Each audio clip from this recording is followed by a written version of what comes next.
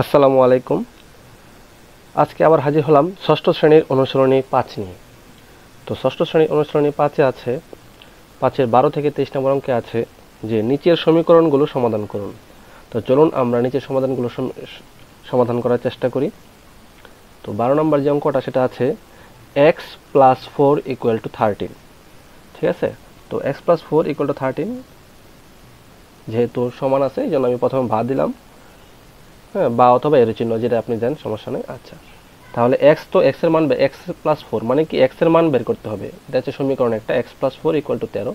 তো এটাকে আমাকে বলছে x এর মান বের করতে। সমীকরণ সমাধান মানে কি x এর মান বের করতে হবে। তাহলে x লিখলাম, এবং যদি সমানের এই পাশে, সমানের বাম পাশে যদি প্লাস থাকে, সমানের অপর পাশে গেলে সেটা কি হবে, মাইনাস হয়ে যাবে, মানে চিহ্ন চেঞ্জ হয়ে যাবে।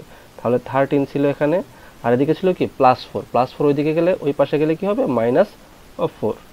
তাহলে -4 গেলে x = 13 - 4, তাহলে 13 থেকে 4 গেলে থাকে কত, 9 বা 9, x = 9। এটা হচ্ছে কি আনসার। ঠিক আছে, তাহলে এরকম করে প্রত্যেকটা আমরা করতেছি, দেখেন। তাহলে x + 5 = 9, তাহলে x থাকবে এদিকে, 9 থাকলো, আর এদিকে ছিল কি +5, তাহলে ওই পাশে গেলে কি হবে, চিহ্নটা চেঞ্জ হয়ে যাবে, -5। তাহলে x = কি 4। তারপরটা দেখেন y + 1 = 10, তাহলে y থাকবে 10, এবং এদিকে কি ছিল +1, তাহলে ওই পাশে গেলে কি হবে, -1।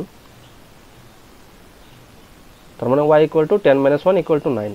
আচ্ছা, তো এতক্ষণ আমরা করলাম প্লাসের, এখন দেখেন 15 নাম্বারটা আছে মাইনাসের। তাহলে দেখেন y = 11, এদিকে ছিল কি সমানের এই পাশে ছিল -5, তাহলে আমি বলছি কি চিহ্ন যাই থাকুক সমানের ওই পাশে গেলে চিহ্ন চেঞ্জ হয়ে যাবে। তার মানে কি এটা মাইনাস ছিল, এটা কি হবে, প্লাস হয়ে যাবে। ঠিক আছে, -5 ওই পাশে গেলে কি হবে, +5। তাহলে y = 11 + 5 = হচ্ছে 16। তারপরে দেখেন 16 নাম্বারটা আছে কি z + 3 = 15। আশা করি এটা পারার কথা, কারণ প্লাসের আগে আমরা করেছি। তাহলে z = 15, এদিকে ছিল +5 +3, ওই পাশে গেলে কি হবে, -3। তাহলে z = কত, 15 - 3 = 12। ওকে, তো এবার দেখেন 17 নম্বরটা কি বলছে। 17 নম্বরটা আছে, দেওয়া আছে 3x = 12। 3x মানে কি, 3 এর সাথে x এর কি অবস্থা আছে, এরকম থাকলে আমরা সবাই জানি যেটা হচ্ছে গুণ অবস্থায় আছে। 3x = 12 মানে কি 3 আর x গুণ অবস্থায় আছে। তাহলে দেখেন এটাকে কিভাবে করতে হবে, x = 3 আর x কি অবস্থায় আছে, গুণ অবস্থায় আছে, তাদের মধ্যে কি সম্পর্ক, গুণের সম্পর্ক। তাহলে ওই পাশে গেলে কি হবে, আমি বলছি চিহ্ন চেঞ্জ হবে, তাহলে হবে সেটা ভাগ হয়ে যাবে। ঠিক আছে, তাহলে x = 12/3, তার মানে কত, 3 × 4 = 12, 4। এই হচ্ছে আনসার। ঠিক আছে, আমরা নর্মালি বীজগণিতে এভাবে লিখি না, আমরা সেটাকে এভাবে লিখি 12/3। হ্যাঁ, এটা কিন্তু ভাগ। ঠিক আছে, এখানে বোঝানোর ক্ষেত্রে জাস্ট চিহ্নটা চেঞ্জের ক্ষেত্রে এরকম দেখাইছি, নেক্সট থেকে এরকমভাবে দেখাবো 12/3। ঠিক আছে, এটা কিন্তু ভাগ। আচ্ছা, তো এটা দেখেন এখানে কি, এতক্ষণ আমরা করছি সব এরকম রাশি। এখন দেখেন 2x + 1 = 9। আচ্ছা, তাহলে আগে প্রথমে 2xটা যেটা x এরটা আগে এদিকে রাখি, তারপর 9 +1 ছিল, ওই সাইডে গেলে কি হবে, -1। তাহলে 2x = কত, 9 - 1 8। এখন 2x = 8 আসছে, এখন আমার শুধু x এর মান বের করতে হবে। তাহলে x = 8, আর 2 আর x এর কি অবস্থায় আছে আমরা জানি, গুণ অবস্থায় আছে, তাহলে ওই পাশে গেলে কি হবে, ভাগ। তাহলে 8/2। তার মানে x = কত, 8কে 2 দ্বারা ভাগ করলে হবে কত, 4। x = 4। ঠিক আছে, আচ্ছা, তো এবার দেখেন 19 নম্বর কি আছে, 4x - 5 = 11। আচ্ছা, তাহলে 4x থাকলো 11, আর -5 ওই সাইডে গেলে কি হবে, +5। তাহলে 4x = কত, 11 + 5 16। তাহলে x = 16, 4 এর দিকে কি অবস্থায় আছে, গুণ অবস্থায় আছে, তাহলে ওই সাইডে গেলে কি হবে, ভাগ। তাহলে x = 4 × 4 = 16, x = 4। ঠিক আছে, তাহলে এখন দেখেন 20 নাম্বারটা কি বলছে, 3x - 5 = হচ্ছে 17। আচ্ছা, সমস্যা নাই, 3x 17, -5 ওই সাইডে গেলে কি হবে, +5। তাহলে 3x = 17 আর 5 22 বা 22। তাহলে x ইকুয়াল টু 22 3 দ্বারা ভাগ করতে হবে। কত? 3 দ্বারা। 3 যেহেতু গুণ অবস্থায় আছে তাহলে 3।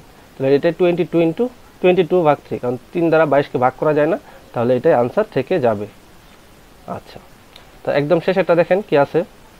এখন দেখেন এতক্ষণ ছিল সবগুলো এক রাশি, মানে অপর পাশে যা শুধু সংখ্যা, কিন্তু এবার দেখেন অপর পাশে একটি এক্সও আছে।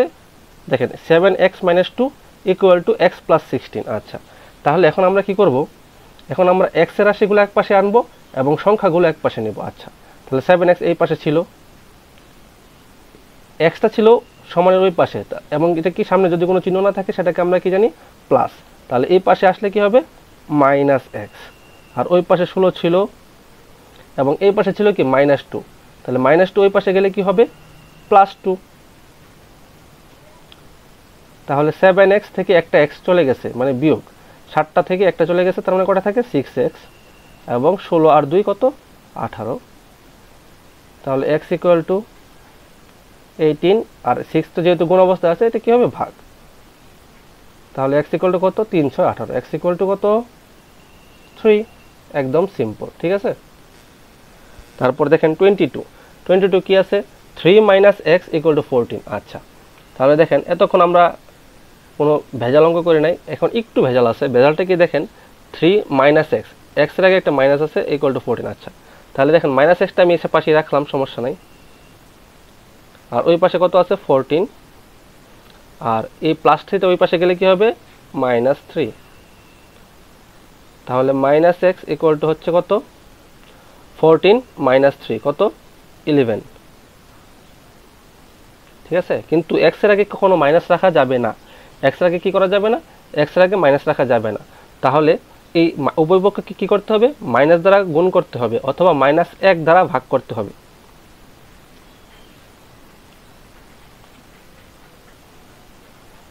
তাহলে দেখেন এখানে -1 দ্বারা ভাগ করে দিয়েছি উভয় পক্ষকে। ঠিক আছে, তাহলে দেখেন -1 -1 মাইনাসে মাইনাসে চলে গেছে, মানে কাটাকাটি করা যায়। তাহলে থাকবে x। আর -1 দ্বারা 11কে ভাগ করলে কি হবে? -11। ঠিক আছে, 1 দ্বারা 11কে ভাগ করলে তো 11ই হয়, কিন্তু উপরে এই সামনে যেটা মাইনাস আছে, এই মাইনাসটা এখানে চলে আসবে। তার মানে কি x এর সাথে কখনো মাইনাস বসতে পারবে না। ঠিক আছে, x এর মানটা ঠিক থাকবে এবং সংখ্যাগুলো আপনি প্লাস মাইনাস করবেন। যদি মাইনাস থাকে, দেখেন এখানে আমি কেন -1 দ্বারা গুণ করেছি বা ভাগ করেছি কেন? কারণ কি আমার -x আছে, কিন্তু x এর আগে কখনো মাইনাস থাকতে পারবে না, xটা থাকবে একদম নিট অ্যান্ড ক্লিন। তো এই জন্য এই মাইনাসটা সরানোর জন্য আমি কি করছি? উভয় পক্ষকে -1 দ্বারা ভাগ করেছি। তাহলে দেখেন এই মাইনাস আর এই মাইনাস কাটাকাটি করা যায়, তাহলে x। আর -1 দ্বারা 11কে ভাগ করলে 11, কিন্তু মাইনাসটা সামনে থাকার কারণে এই যে মাইনাসটা সামনে। ঠিক আছে, পরেরটা আমরা দেখি। 2x + 9 = 3। তার মানে 2x রইল, 3 আছে, আর +9 ওই পাশে গেলে কি হবে? -9। এই যে এবারও দেখুন 3 হচ্ছে কি প্লাসের, আর 9 হচ্ছে কি মাইনাসের। দেখেন নর্মাল আমরা বিয়োগ করব, হ্যাঁ নর্মাল বিয়োগ করব। 3 থেকে 9 থেকে 3 গেলে কি থাকে? 6 থাকে। কিন্তু দেখেন আমার বড়টার চিহ্ন কি? মাইনাস। আমার বড়টার চিহ্ন কি? মাইনাস। এই দেখেন +3 -9। ঠিক আছে, +3 -9, আমার বড়টার চিহ্ন হচ্ছে মাইনাস, তো এই জন্য আমার -6 আসবে বিয়োগটা। ঠিক আছে, +3 থেকে -9টা গেলে -6 থাকে। তাহলে x ইকুয়াল টু -6 ভাগ হচ্ছে কত? 2 দ্বারা। ঠিক আছে, তাহলে x ইকুয়াল টু কত হচ্ছে? মাইনাসে মাইনাস থাকবে, 3 দুগুণে 6 মানে 3। তাহলে x ইকুয়াল টু কি? -3। এখানে হচ্ছিল -11, এটা হচ্ছে -3। ঠিক আছে, এটাই হবে আনসার। আশা করি বুঝতে পারছেন। যদি কোনো সমস্যা থাকে অবশ্যই কমেন্ট বক্সে জানাবেন। ধন্যবাদ, দেখা হবে পরবর্তী ক্লাসে।